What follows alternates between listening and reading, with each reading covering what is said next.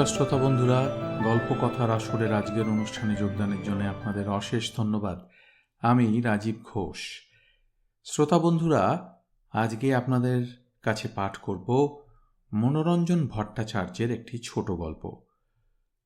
যারা আপনাদের মধ্যে আমাদের এই অনুষ্ঠান অনেকদিন ধরে শুনছেন তারা হয়তো জানেন যে আমাদের এই অনুষ্ঠানের তৃতীয় সিজনে বন্ধুরুদ্র মনোরঞ্জন ভট্টাচার্যকে প্রথমবার আপনাদের সামনে হাজির করে।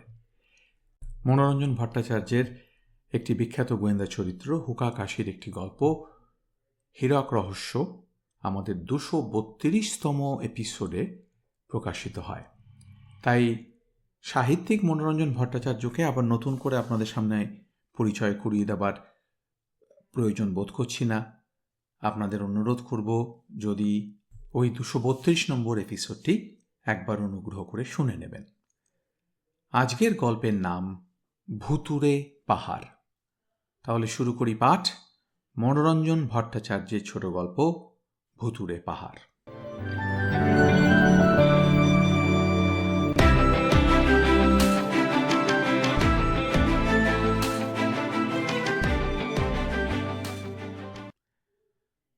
বর্ষাকালে কবি দ্বিজু রায়ের নাকি সবচাইতে ভালো লাগিত।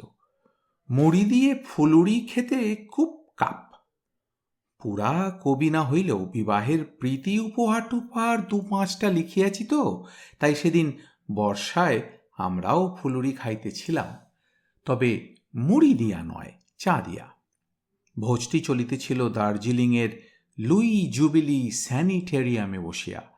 নানা রকমের গল্প হইতে হইতে শেষটায় একেবারে সেরা গপ্পে আসিয়া পৌঁছিল, ভূতের গপ্পে। আমরা সবাই কলিকাতায় থাকি, পূজার ছুটিতে দিন কয়েকের জন্য হাওয়া বদলাইতে আসিয়াছি মাত্র।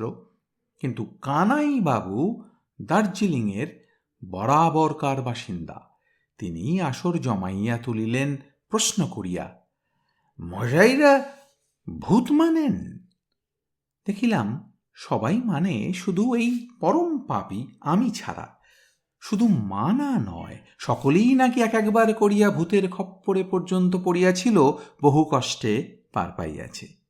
অবিনাশ তো নাকি সাবারি হইয়া যাইত, যদি না তাদের উড়ে বামুনের টিকিটা চাপিয়া ধরিতে পাইত। তবু ভূত তাকে শাসাইয়া রাখিয়াছে, মাগে পাবরে একদিন পাব। ঘাড় বাঁকাইয়া একটু হাসিব ভাবিয়াছিলাম, কিন্তু অবিনাশের চোখকে ফাঁকি দেওয়া গেল না। সে রাগিয়া বলিল, কিষ্কিন্ধার মর্কট তুমি, হাসবেই তো বাবা। তবে এও বলে রাখছি যে প্রভুরা যদি বাস্তবিকই কৃপা একবার করেন তো তোমার সুগ্রীব অঙ্গদের ঠাকুরদা এলেও ঠেকাতে পারবে না। অবিনাশের স্বভাবই এই, কথার প্রতিবাদ করলেই রাগিয়া যায়, আর রাগিয়া গেলেই আমাকে কিষ্কিন্ধার মর্কট বলিয়া গাল পারে। তার কারণ বাল্যকালটা আমার কাটিয়াছিল বরাবরই মাদ্রাজে, এবং পণ্ডিতেরা নাকি অনেক গবেষণা করিয়া ঠিক করিয়াছেন যে পৌরাণিক আমলের কিষ্কিন্ধা শহরটি ছিল আজকালকার মাদ্রাজ শহরের কাছাকাছি কোনো একটা জায়গায়। অতএব অবিনাশের কথার আমি কোনোই প্রত্যুত্তর করিলাম না, কেননা তাহাতে কোনোই লাভ নাই, উপরন্তু আরও কিছু গালি খাইবার সম্ভাবনা। কিন্তু কথাগুলি যে তার আমি নিতান্তই তাচ্ছিল্যের সহিত লইতেছি, কানাইবাবু সেটা বুঝিলেন। আমার মুখের দিকে একটু কাল চাহিয়া থাকিয়া জিজ্ঞাসা করিলেন, আপনার বোধ করি ওসব দুর্বলতা আদৌ নেই বিজয়বাবু? ভূত টুত বোধ করি কুসংস্কার বলেই মনে করেন। হ্যাঁ, আপনি ঠিক ধরেছেন কানাইবাবু। ও বিষয়ে অবিনাশ ভয়ের মতো ঠিক অতখানি উঁচুতে এখনো উঠতে পারিনি। আচ্ছা, সন্ধ্যের পর একা একা একবার রংরূপ পাহাড়টা ঘুরে আসতে পারেন? পারি, যদি সে পাহাড়টার নাম করলেন সেটা অতিমাত্রায় দুর্গম না হয় আর সেখানে যাবার পথটা বাতলে দেন। কানাইবাবু কহিলেন, না না, দুর্গম তেমন কিছু নয়, শহর থেকে মাইল 4 ভেতরেই জায়গাটা। তবে লোকজনের চলাচল বন্ধ হয়ে যাওয়ায় রাস্তাঘাট জংলা হয়ে গেছে, সে কথা সত্যি। শীতকালে শোনা যায় কখনো ভালুক টালুকও দু একটা বার হয়, তবে এদিনে সে ভয় কিছু মাত্র নেই। দূর গাঁয়ের পাহাড়িরা কচ্ছিৎ কখনো কখনো ওপর দিয়ে শহরে এসে থাকে বটে, তবে সে দিনও মানে সন্ধ্যার পর রংরু পাহাড়ে পা দিতে পারে এমন সাহসী পুরুষ এ তল্লাটে একটিও খুঁজে পাবেন না। কেন? ওখানে একটি সাহেব ভূত আছে। সাহেব মরিয়া ভূত হইলেই তাকে সাহেব ভূত বলা হয়, একথা জানিতাম। আরও জানিতাম লোকের ধারণা অপর ভূতের চাইতে সাহেব ভূতেরা ঢের বেশি হিংস্র। মানুষের দেখা পাইলে তার রক্ত পান করা তাদের চাই চাই। তাই সমস্ত ব্যাপারটা জানিবার জন্য ভারী কৌতূহল হইল। কানাইবাবুকে জিজ্ঞাসা করিলাম, তা শহর থেকে অত দূরে অমন নিরালা পাহাড়ে গিয়ে ভূত তার আড্ডা গাড়লে কেন? কানাইবাবু বলিলেন, সে এক ইতিহাস মশাই। বোধ করি 8-10 বছর আগেকার কথা। এক খ্রিস্টান পাদ্রী সাহেব গভর্নমেন্টের কাছ থেকে অল্প কিছু জায়গা ইজারা নিয়ে নিজের থাকবার জন্যে রংরু পাহাড়ে ছোট্ট একটা কুঠি বানালো। সাহেবের মতলবটা বোধ করি ছিল ওখানে একটা স্থায়ী মতো আড্ডা গেড়ে আশেপাশের গাঁগুলোতে ধর্ম প্রচার করে বেড়াবে। শহরের বাইরে একটু নিরিবিলিও হবে, আবার যখন খুশি ঘোড়ায় চড়ে শহরে এসে পৌঁছতে কোনো বেগ পেতে হবে না। তার অভিপ্রায় কিন্তু পূর্ণ হতে পেলে না। কুঠি তৈরির সঙ্গে সঙ্গেই একদিন বাগানের হাতায় তাকে সাপে কাটলে সাহেবকে পৃথিবী থেকে বিদায় নিতে হলো। অপঘাতে মরার দরুন ভূত হয়ে সে তার কুঠি আগলে বসে আছে তার দাপটে রংরু পাহাড়ের ত্রিসীমানায়ও কারোর ঘেঁষবার জো নেই। কতবার কত পাহাড়ির কাছে সেই বিভৎস প্রেতাত্মার কথা শোনা গেছে। এমন ভয়ানক মূর্তি নাকি কল্পনাতেই আনা যায় না। মুখ হাতগুলো পোড়াঙ্গারের মতো কালো হয়ে গেছে। সেই কালো মুখে বড় বড় আগুনের গোলার মতো টকটকে লাল দুটো চোখ। ক্রমাগত সে দুটো ঘুরছে। মিশনারি সাহেবদের মতো আলখাল্লা গোছের একটা পোশাক পরে কুঠির আশেপাশে প্রেতাত্মা ঘুরে বেড়ায়। মানুষ দেখলেই বিকট হুঙ্কার করে ধেয়ে আসে। কানাইবাবু বর্ণনা শেষ করিয়া থামিলেন। সকলেই স্তব্ধ হইয়া তাহার কথা শুনিতেছিল। আমি কহিলাম, ভূতের তো মশাই অধ্যাবসায় আছে খুব। এই 10 বছর ধরে সমানে সে কুঠি আগলে বসে আছে, অত্যাচার তার একটুও কমেনি। কানাইবাবু বলিলেন, ছাই কমেছে, বরং কিছুকাল হলো নতুন উৎপাতের সৃষ্টি হয়েছে। এতদিন শুধু সাহেব ভূতের বেরিয়ে বেড়ানোর কথাই শুনে আসছিলাম, কিন্তু কিছুদিন থেকে শুনছি রাত একটু গভীর হলেই নাকি আজকাল প্রকাণ্ড একটা আলোর ভাঁটাকে কুঠির চারপাশে ঘুরে বেড়াতে দেখা যাচ্ছে। মস্ত ভাঁটাটি চারিদিক থেকে নাকি তার তীব্র সবুজ আলো ঠিকরে বার হয়। কথাটাকে গোড়াতে যে গাঁজা খুঁড়ি বলে উড়িয়ে দেওয়ার চেষ্টা না হয়েছিল তা মনে করবেন না। বারছিলের ওপর থেকে নিচে রংরু পাহাড়ের কুঠিটা দিব্যি চোখে পড়ে। তো কাল রাত্রে আমরা বন্ধুতে স্পষ্ট সেই ভুতুরে আলোর ভাঁটাটা কুঠির চারপাশে ঘুরতে দেখেছি।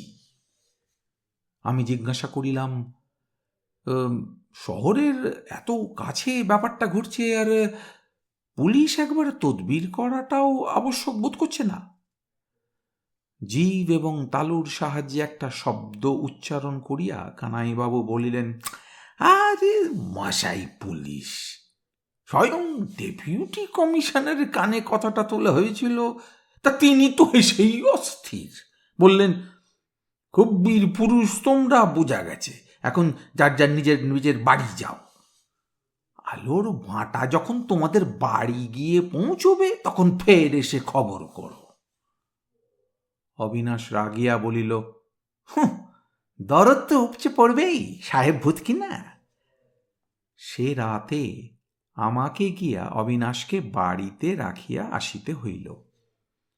ভূত যে তাকে শাসাইয়া রাখিয়াছে, যদি বাগে সত্যিই পায়। পরদিন ভোর হইতেই টিপ টিপ করিয়া বৃষ্টি পড়া শুরু হইয়াছিল। ঠিক করিলাম যে সকালটায় আর বেড়াইতে বাহির হইব না। কেন জানি না, বরাবর দেখিয়াছি বাদলার দিনে আমার ছোটবেলাকার কথা মনে পড়িয়া যায়। শৈশবে মাদ্রাজি সহপাঠীদের সঙ্গে কি সুখেই না দিনগুলি কাটিয়াছে। বড় হইয়া সেসব বন্ধুরা কে কোথায় ছড়াইয়া পড়িয়াছে কে জানে। দিন কয়েক আগে মাদ্রাজের এক বন্ধুর কাছ হইতে একখানা গ্রুপ ফটো উপহার পাইয়াছিলাম। সুটকেস খুলিয়া সেখানা বাহির করিয়া আনিলাম। অশেষাদ্রি চার্লু, লক্ষণ স্বামী আয়েঙ্গার, ভেঙ্কট রাঘবন সকলেই সে ছবিতে আছে। কিন্তু তবুও যেন তৃপ্তি হইল না। এ তাঁদের বড় হইয়া তোলা ফটো, ছোটবেলার সেই কচি মুখগুলি এর মধ্যে নাই। কেবল ভেঙ্কট রাঘবনের চেহারাটায় আগের মতো ছেলেমি ভাবই রহিয়া গিয়াছে। দেখিতে ছোট হইলেও সেই ছিল আমাদের মধ্যে সব চাইতে বুদ্ধিমান। বড় হইয়া সে নাকি কোথায় প্রফেসরি চাকরি লইয়াছে, অনেক বইও নাকি লিখিয়াছে। মশগুল হইয়া পুরনো দিনের কথাগুলো ভাবিতেছি, এমন সময় কে যেন ঠকঠক করিয়া দুয়ারে আসিয়া ঘা মারিল। উঠিয়া গিয়া দরজা খুলিয়া দেখি পদম বাহাদুর একেবারে মিলিটারি চালে ঘরে ঢুকিতেছে। লোকটা এখানেই কোন সরকারি আপিসে চাকরি করে, বাড়ি শিকারের শখ। কবে নাকি তাকে কথা দিয়াছি তার সঙ্গে শিকারে যাইব। আজ রবিবার দেখিয়া সেই কথাটি স্মরণ করাইয়া দিবার উদ্দেশ্যেই তার এ আগমন। বাদলার দোহাই, আলস্যের ওজোর কিছুতেই যখন সেই নাছোড়বান্দা লোকটির হাত হইতে পার পাওয়া গেল না, অগত্যা তখন বলিলাম, বেশি দূর যাইতে পারব না বাবু, মেহনতও বেশি করিতে পারিব না। সাদা কথায় পাখি শিকারে যদি তার আপত্তি না থাকে, তবে বেলা 3:30টায় হাতিয়ার সংগ্রহ করিয়া সে যেন আসে, দেখা যাইবে। বহুকাল পরে আবার ঘোড়ার উপর। ছোটবেলায় ঘোড়া চালাইতে খুবই মজবুত ছিলাম, বিনা জিনেও কত চালাইয়াছি। কিন্তু এতদিন কলিকাতায় থাকার ফলে এই ভুঁড়িটা বেশ একটু নেয়াপাতি গোছের হইয়া দাঁড়াইয়াছে। ঘোড়ার পিঠে নাচিতে আর রাজি হয় না। কেমন যেন একটা অস্বস্তি বোধ করিতে লাগিলাম। ওদিকে শহরের সীমানার ধারে আসিয়াই পদম বাহাদুরের ঘোড়া উচ্চৈঃস্রবার মাস্তুত ভাইয়ের মতো এমনই ছুট দিল যে আমার সাধ্যেই কুলাইল না তার সাথে সমানে তাল রাখি। ঠিক সেই মুহূর্তে সময় বুঝিয়াই বোধ করি জোরে এক পশলা বৃষ্টি আসিয়া সামনের দিকটা এমনই ঝাপসা করিয়া দিল যে কিছুই আর নজরে আসে না।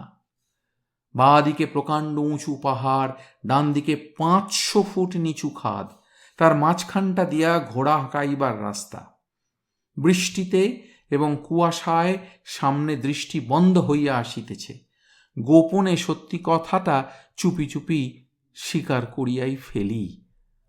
আমার মশায় সে অবস্থায় ঘোড়া চালাইতে আর সাহসে কুলাইল না। ঘোড়া হইতে নামিয়া জল থামিবার অপেক্ষা করিতে লাগিলাম। এইখানেই বোধ করি একটা ভুল করিয়া ফেলিলাম।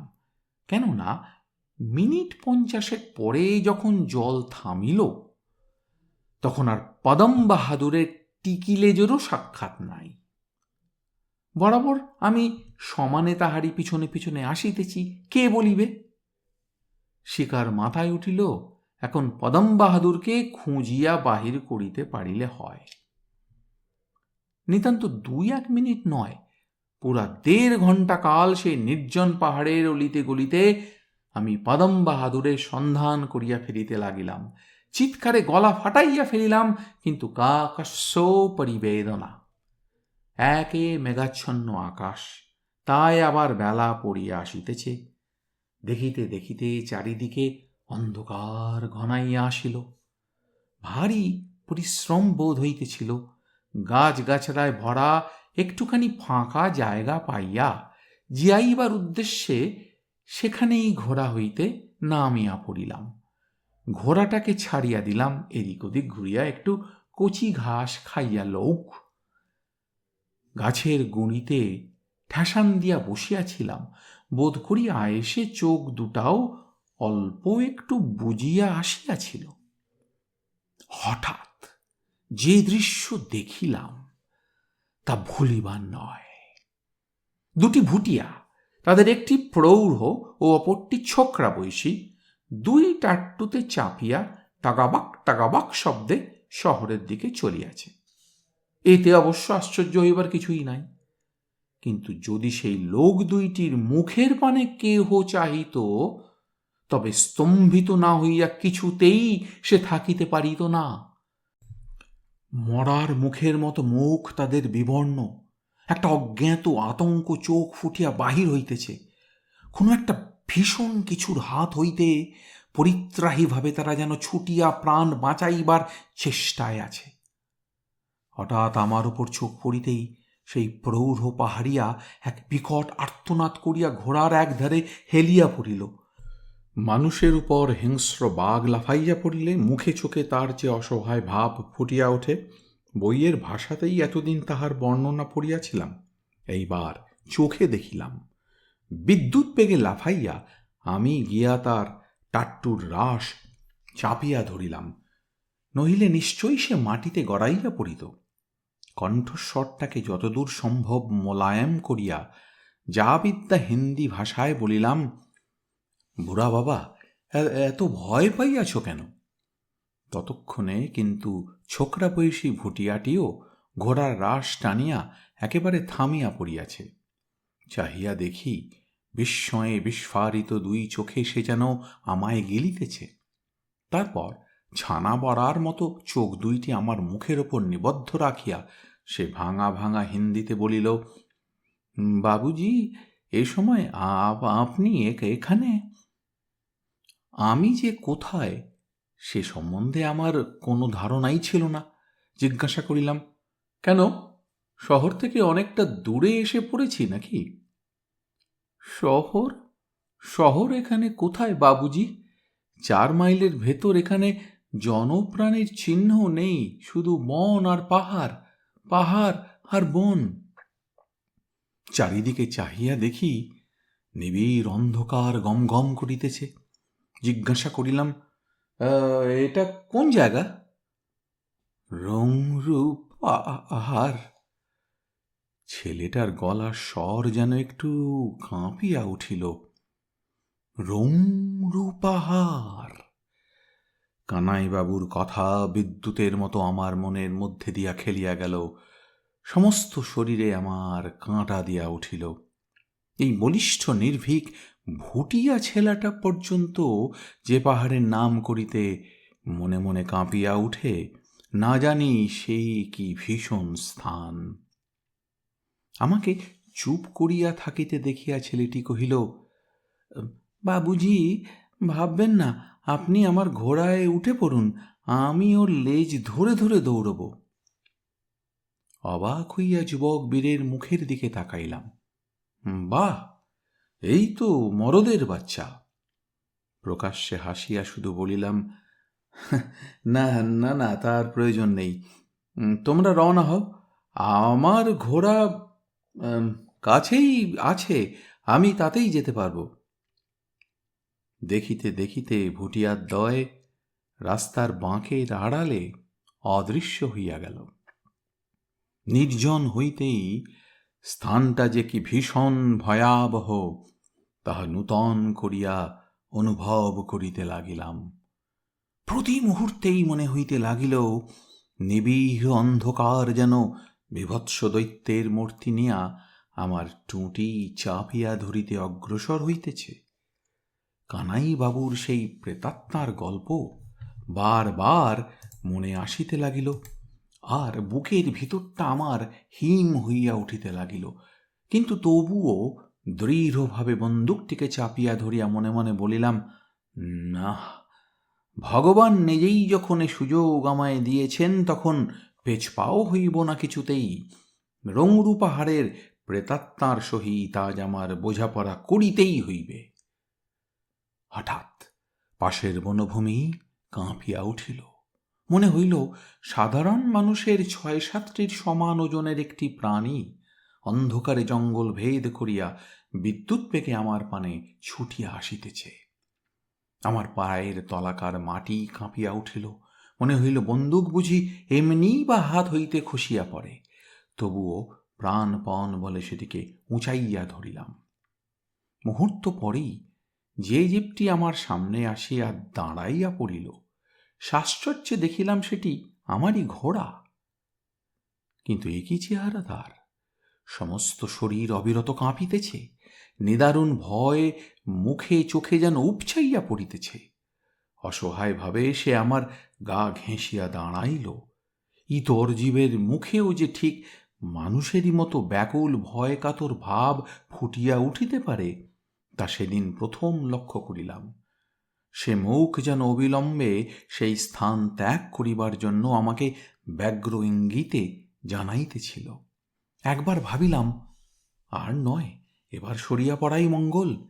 যে জায়গায় দুর্ধর্ষ ভুটিয়া পাহাড়িয়া আচমকা মানুষ দেখিয়াই ঘোড়ার গায়ে এলাইয়া পড়ে, যে স্থানে আসিয়া নিঃশঙ্ক পাহাড়িয়া ঘোড়া ভয়ে দিশেহারা হইয়া যায়, না জানি কি ভীষণ সে স্থান।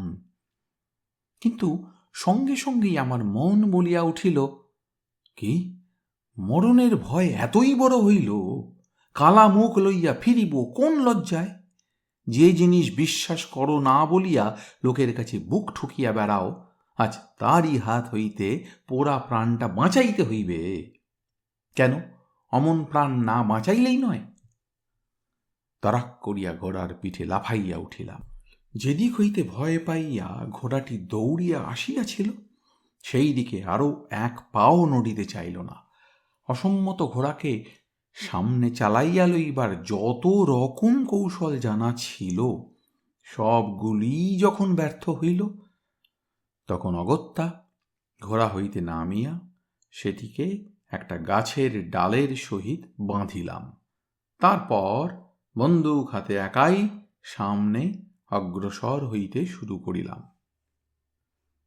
জঙ্গলের ভিতর দিয়া খানিকটা আগাইতেই যা দেখিলাম, তাতে আমার সমস্ত শরীরে বারবার কাঁটা দিয়া উঠিল।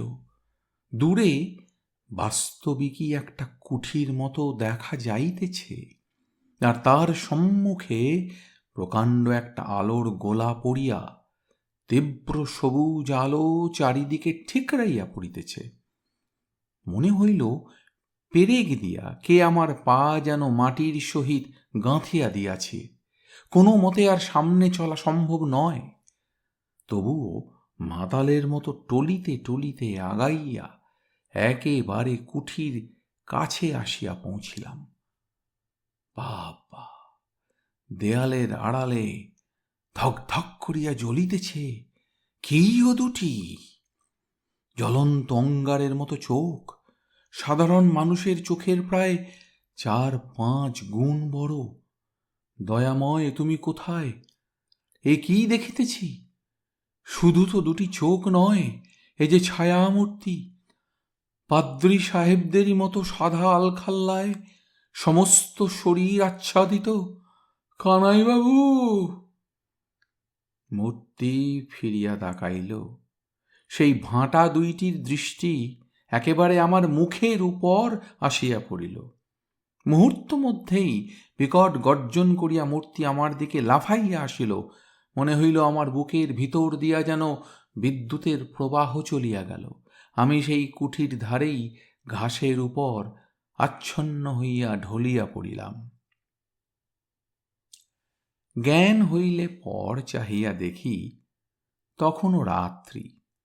ছোট্ট একটা ঘরে ক্যাম্প খাটের উপর শুইয়া আছি, আর পাশে চেয়ারের উপর বসিয়া আমার মুখের দিকে উৎসুক দৃষ্টিতে চাহিয়া রইয়াছে আমারই বাল্যবন্ধু ভেঙ্কট রাঘবন। আমার চোখ মেলিতে দেখিয়া সে ব্যস্তভাবে জিজ্ঞাসা করিল, এখন কেমন বোধ করছো বিজয়?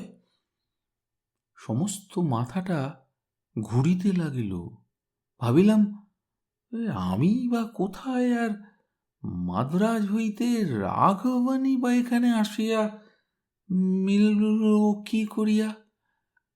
জিজ্ঞাসা করিলাম, এ এ আমি কোথায় রাঘবান? রংরু পাহাড়ে। পাহাড়ের নামটা শুনিয়াই আমার সর্বশরীর কাঁপিয়া উঠিল। দেখিয়া রাঘবান হাসিয়া কহিল, আরে ভয় নেই গো, ভয় নেই। আমি আজকাল রংরু পাহাড়ের ভূত। অবশ্য আসল ভূত নই, তা বোধ করি টের পাচ্ছ। সমস্ত ব্যাপারটাই তোমায় ভেঙে বলছি, কিন্তু তার আগে চোঁ করে এক বাটি গরম দুধ খেয়ে নিতে হবে। দাঁড়াও, আমার চাকরকে এসে ফরমাইশটা করে নি। চাকরের হাত হইতে গরম দুধের বাটিটা আমি নিঃশেষ করিলে পর রাঘবান বলিতে আরম্ভ করিল, বোধহয় খবর রাখো যে আজকাল আমি গভর্নমেন্ট কলেজে প্রাণী বিজ্ঞানের অধ্যাপক হয়েছি। ছোটবেলা থেকেই নানা রকম পোকামাকড়ের অনুসন্ধান করা এবং তাদের স্বভাব চরিত্র লক্ষ্য করার বাতিক আমায় পেয়ে বসেছিল। তো বয়স হওয়ার সঙ্গে সঙ্গে সেটা কমা দূরে থাক, 1000 গুণ বেড়ে গেছে। কাজেই কর্মজীবনেও এদিকটাই বেছে নিয়েছি। কলেজে 2-4 ঘন্টা লেকচার দেওয়া ছাড়া সারাদিন আমি পোকামাকড় নিয়ে ল্যাবরেটরিতে পড়ে থাকতাম। তাদের বিচিত্র জীবনযাত্রা প্রণালী দেখে উৎসাহে ও আনন্দে অধীর হয়ে উঠতাম। কিছুদিন বাদে পোকামাকড়ের ওপর আমার একখানা বই বার হলো। তো বিলাতের বৈজ্ঞানিকেরা চিঠি লিখে আমায় জানালেন সেখানে নাকি ভয়ানক রকম ভালো হয়েছে। আমি নাকি চেষ্টা এবং পরিশ্রম করলে এ বিষয়ে পৃথিবীর ভিতর সেরা পণ্ডিত হতে পারব। পৃথিবীর বড় বড় পণ্ডিতদের এই উৎসাহ বাক্য আমায় যেন চারা দিয়ে তুলল। তো মনে মনে প্রতিজ্ঞা করলাম, এই জ্ঞানের প্রসারের জন্য আমার জীবন উৎসর্গ করব। কোনো রকম সুখের প্রত্যাশা রাখব না, কোনো রকম বিপদকেই গ্রাহ্যের ভেতর আনব না। ভারতবর্ষের সবচাইতে বড় বিধাতার আশীর্বাদ হচ্ছে এই হিমালয় পর্বতটি। কত রকম গাছগাছড়া এবং জীবে যে এই পর্বতটি ভর্তি, তার কি বলবো। তা ঠিক করলাম, এই হিমালয়ের ভিন্ন ভিন্ন কীটপতঙ্গ নিয়েই আমায় গবেষণা শুরু করতে হবে। 1 বছরের ছুটি নিয়ে দার্জিলিং চলে এলাম। তো লোকালয়ের বাইরে নির্জন একটা জায়গা পেলে আমার গবেষণার কাজে সব চাইতে সুবিধে হয়। তো তেমন জায়গা এখানে কোথায় পাওয়া যায়?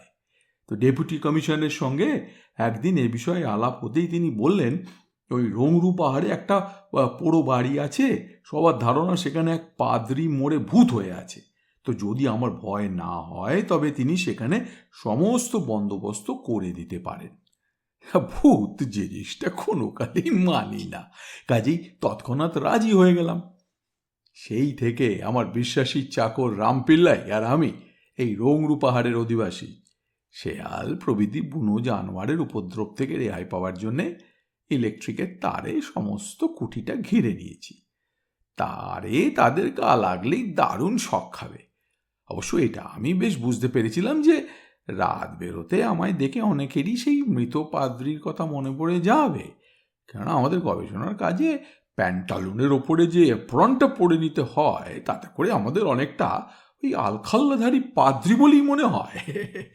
অনেক রকম বিষাক্ত গ্যাস ট্যাস নিয়ে কাজকর্ম করছি, তো তাই পরীক্ষার সময় চোখে লাল বিকট গগল চশমা, নাকে মুখে মাস্ক বা ঢাকনিও দিয়ে থাকি। তো ভূতের চেহারা অনেকখানি ওই রকমটাই নয় কি? তা আশেপাশের গ্রামে অনেকেই যে আমার পাদ্রির প্রেতাত্মা ঠাউরাচ্ছে তা তো বেশ বুঝি, কিন্তু তাতে আমার লাভ বই লোকসান নেই। কেননা জায়গাটা যত নির্জন হবে আমার গবেষণার কাজও ততই ভালোভাবে চলবে। একটু থামিয়া রাঘবান বলিল, তো এই তো একটু আগেই 2 ভুটিয়া টাট্টু চেপে পাহাড় পার হচ্ছিল। অন্ধকার হয়ে গেছে দেখে ভয়ে তাদের মুখ কাগজের মতো সাদা হয়ে গেছে, বেশ বোঝা গেল। সে কেবলই আমার ভয়ে। আমি জিজ্ঞাসা করিলাম, কিন্তু তোমার এই সবুজ আলো ওটা কোত্থেকে আসছে? ও হো হো হো হো হো হো। বলিয়া রাঘবান একটু হাসিয়া কহিল, একরকম পোকা আছে যারা রাত্রে ছাড়া বাড়ি হয় না। ওই তীব্র আলো তাদের ওপর ফেললে তাদের গতিবিধি লক্ষ্য করা এবং সময় বিশেষে বোতলে পড়া খুবই সহজ হয়ে পড়ে। কাজেই রাত্রে প্রায় ওটা হাতে আমি নিয়ে ঘুরে বেড়াই। ওই দূরে লোকে বোধ করেই আলোটাকেই শুধু দেখতে পায়, আমায় লক্ষ্য করে না। তা নিশ্চয়ই ভাবে কোনো ভৌতিক আলো কুঠির চারপাশে ঘুরপাক খেয়ে বেড়াচ্ছে। আজ সন্ধ্যের পর হঠাৎ কোথা থেকে জিন পড়া একটা ঘোড়া ঘাস খেতে খেতে কুঠির কাছে এসে পড়ল। তারে গা লাগতেই ওই বিদ্যুতের দারুণ শখ খেলো। সঙ্গে সঙ্গে একেবারে চোঁচা দৌড়। তা ঘোড়া যখন এসেছে তখন সবারও নিশ্চয়ই কাছে কাছেই কোথাও আছে ভেবে নিয়ে আমায় একটু খোঁজ করা উচিত ছিল, কিন্তু আলস্য করে তা আর করিনি। তা খানিক বাদেই তুমি এলে। মিলিটারি বেশে অত দূর থেকে তোমায় অবশ্যই চিনতে পারিনি, কিন্তু চিৎকার করে বললাম, খবরদার তারে গা ঠেকিও না, শখ খাবে। বলেই দৌড়ে তোমার দিকে আসছিলাম, কিন্তু এর মধ্যেই তার ছুঁয়ে শখ খেয়ে তুমি মাটিতে অচৈতন্য হয়ে পড়ে গেলে। আমি আর রাম পিল্লাই ধরাধরি করে এই ক্যাম্প খাটে তোমায় এনেছি। পরদিন স্যানিটেরিয়ামে ফিরিয়া বন্ধুদের যখন বলিলাম যে কাল সারা রাত আমি রংরু পাহাড়ের কুঠিটায় কাটাইয়া আসিয়াছি, অথচ ভূত প্রত্যক্ষ করি নাই, তখন অবিনাশ সকলের সামনেই আমাকে মিথ্যাবাদী বলিয়া গালি দিল।